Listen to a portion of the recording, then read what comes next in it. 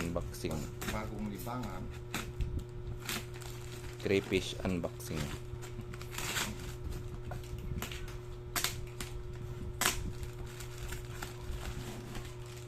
Pala medyo magastos, mahal din ang ano ito, packaging niya, 300 na.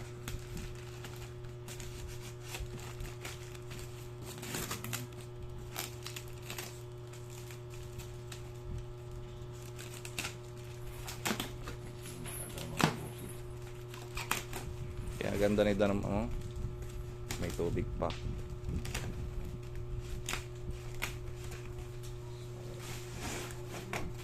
Yan, nabuksan na natin mga busing. Hanggang na natin yung plastic niya. Yan. Tapos, tanggalin natin yung tape.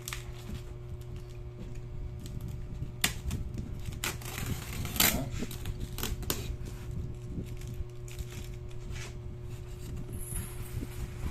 Nakapal pa ito.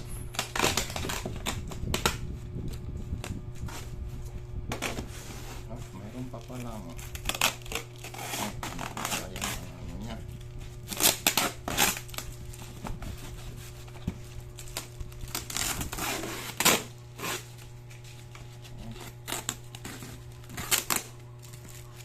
Sabi yung packaging nila mga bossing, mga friends. Mga friends.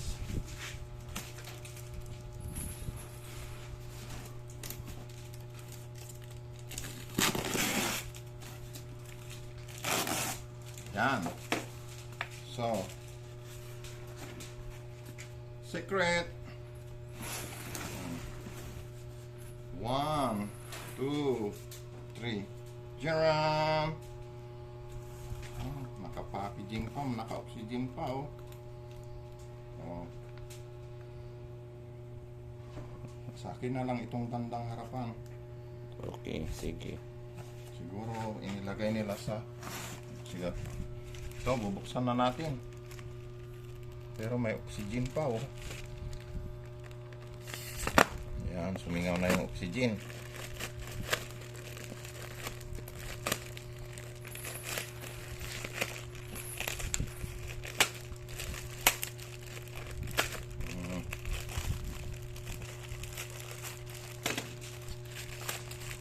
Grabe din pala yung ano nila. Ayan na siya. Ayan na. Ayan na. Oh, dalawa, oy. Tatlo.